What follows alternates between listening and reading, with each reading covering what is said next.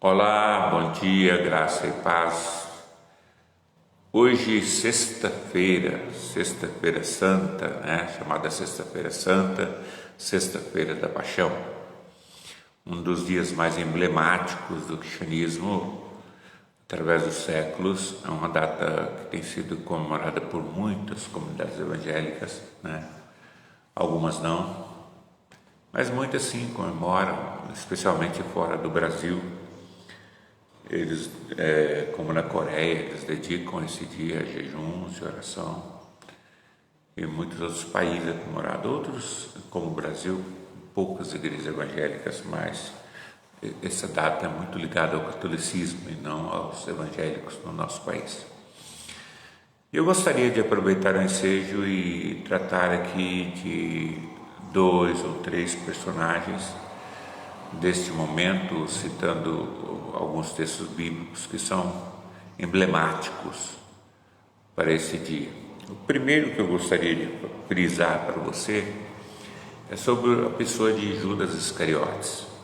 Judas o Iscariotes, Judas o traidor de Cristo Jesus.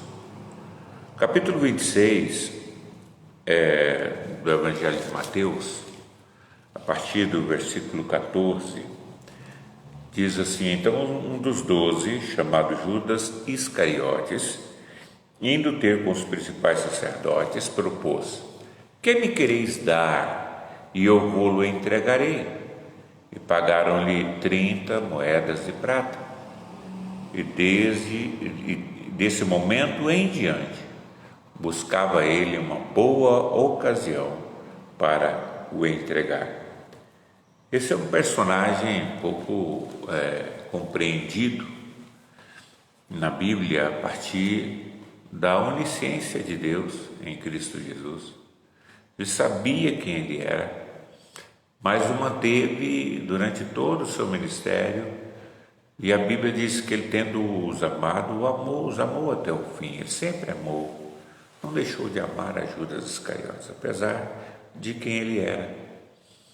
Apesar do personagem estranho no meio dos discípulos, a Bíblia diz que ele era endemoniado. Só que o demônio o possuía de tal forma que ele não era comum, como um homem comum que caía espumando. Não, ele era um objeto na mão de Satanás, caminhando com os discípulos, e junto com os discípulos, sinalizando que era um dos demais, a ponto deles acreditarem que ele efetivamente o era. Só mais tarde o evangelista João nos faz conhecer, possivelmente analisando os livros, que o dinheiro que caía no alforje ele pegava, portanto ele era ladrão. E aí, Jesus não sabia? Sabia, mas o tolerou o tempo todo. Jesus muitas vezes disse sobre o traidor, ele disse: um de vós é o diabo. E ele sabia quem era.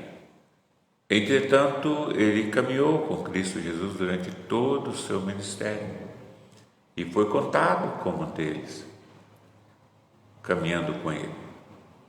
O que aconteceu com esse moço, então, que o levou a trair a Cristo Jesus? Não é difícil de observar que durante todo o ministério de Cristo Jesus, aliás, dentre os 12 discípulos, ele era o único que não era galileu, que não vinha da região da Galileia. Ele era da região da Judéia, como Jesus. Jesus era apesar de ser chamado Galileu, efetivamente ele nasceu em Belém da Judéia. O nascimento de Jesus se deu em Belém da Judéia. A família era da Galileia, e quando voltou do Egito, ainda criança, ele foi levado com os familiares para a Galileia para se cumprir uma profecia que dizia que ele seria chamado Galileu. Então, era o único judeu da Judéia. E em várias ocasiões ele demonstra seu espírito estranho a Cristo Jesus. E aqui nesse texto que nós lemos, ele busca ganhar dinheiro em nome de Cristo Jesus. O que o levou a fazer isso? Na verdade, ele jamais acreditou que Jesus poderia se render como fez. Queridos, ele presenciou Cristo Jesus lá em Nazaré da Galileia, sendo empurrado pela multidão até o cume do monte para ser lançado do cume do monte. E ele, virando-se de costas para o precipício, olhou na cara deles e passou no meio da multidão com toda a tranquilidade. Quantas vezes Jesus, com a ameaça de ser apedrejado em Jerusalém, ele passou pelo meio da multidão e foi embora. Jesus andou sobre as águas. Jesus ressuscitou mortos. Jesus curou toda sorte de enfermidade. Quem acreditaria que ele se submeteria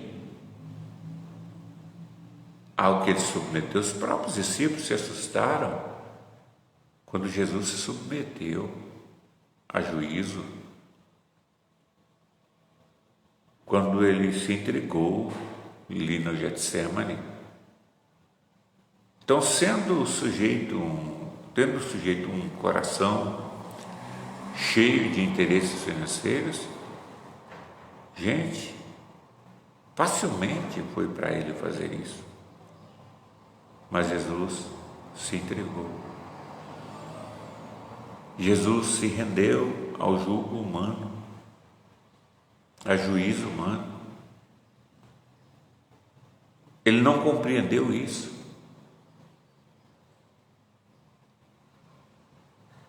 Ele havia ganho dinheiro com a venda de Cristo Jesus. Ele jamais imaginou que Jesus se rendesse. Por isso, queridos, ele se voltou, foi ao sinédrio e tentou devolver as moedas, mas era tarde demais. Tentou devolver as moedas que ele ganhara. Cada vez que eu vejo isso, eu imagino que por que ele não buscou o perdão do Senhor? Porque não havia lugar de arrependimento em seu coração. Porque ele vinha praticando muitas coisas durante todo o tempo. E jamais alguém notara, exceto Jesus, o que ele fazia. E Jesus se silenciara em relação a ele. Então ele não teve coragem de voltar-se a Cristo Jesus e pedir perdão. Ele foi buscar o perdão do homem, o socorro no homem. Foi buscar reconciliação no homem. E ele chega diante do sacerdote e diz: olha, eu não quero mais esse dinheiro. Ele não é mais interessante para mim. E aí, quando os sacerdotes viram ele chegando e trazendo as moedas de volta, disse: olha, isso é contigo, nosso caso está resolvido. E ele, tão angustiado, lançou ali no templo as moedas que ele havia recebido, e não achando lugar de arrependimento, ele se enforcou. Queridos,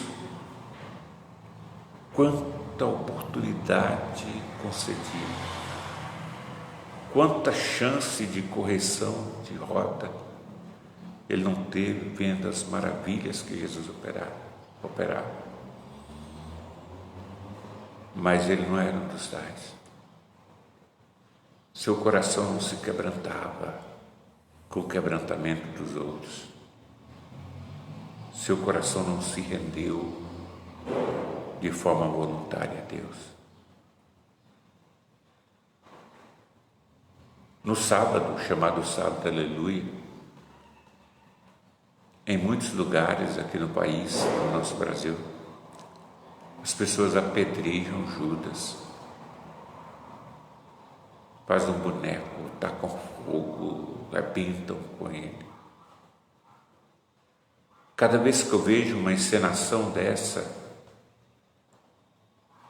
fico pensando, quem é o Judas hoje? É o boneco? Você mataria Judas? Porque Judas tem muitos. Pessoas que têm a oportunidade a vida inteira de voltar atrás e se render, mas não se rende. Endurece a cerviz, o coração, e não se permite mudança de vida. Vai até o fim, fazendo errado, sabendo que está errado, consciente de que o que está fazendo o afasta mais e mais de Deus. Vejo muitos que o fazem e penso comigo mesmo, deveria pegar aquele chicote que bate no Judas e bater nas próprias costas. É digno de pena, de dor. Alguém que não consegue retroceder no seu caminho e fazer o que é certo. Você que mataria Judas, não seria você alguém cujo coração está endurecido e não aceita a repreensão do Senhor? Há muitos filhos que não aceitam a repreensão dos pais, assim como há filhos que não aceitam a repreensão dos pais. Há homens e mulheres que, mesmo sabendo do chamado de Deus para o arrependimento e a fé genuína, não buscam dele socorro. Mas a palavra de Jesus continua ecoando: vinde a mim, todos que estáis cansados e sobrecarregados, e eu vos aliviarei. Tomai sobre vós o meu jugo e aprendei de mim, que sou manso e humilde de coração, e achareis descanso para as vossas almas, porque o meu jugo é suave e meu fardo é leve. Entrega o teu caminho ao Senhor. Não perca tempo nesta vida. Não vale a pena. Deus bendito, olha, Senhor, para quantos estão conosco nesse momento. Ó Deus eterno, para que pensem nessa simples reflexão de quem pouco sabe, Pai amado, mas aqui estamos diante do Senhor, humildemente reconhecendo que somos pecadores e, como qualquer um outro, dependemos da graça, da misericórdia, do teu prover na nossa vida. Obrigado por tão grande salvação a nós ofertada. Ó Deus, aceita a nossa gratidão por quantos estão conosco. Estenda a tua mão ao aflito, necessitado, em especial, Pai, aqueles que sofrem no dia chamado hoje, especialmente os que se encontram na aflição da enfermidade. O Senhor é poderoso para fazer infinitamente mais. Por isso a Ti clamamos: cura, liberta, transforma vidas. Somente a Ti nos rendemos. Com gratidão Te bendizemos. Em nome de Jesus. Amém, ó Deus, amém. Queridos, Deus abençoe você. Compartilhe esse momento. Se você achou significativo, certamente o será para outros também. Então abençoa pessoas com essa reflexão. Em nome de Jesus. Fique na paz.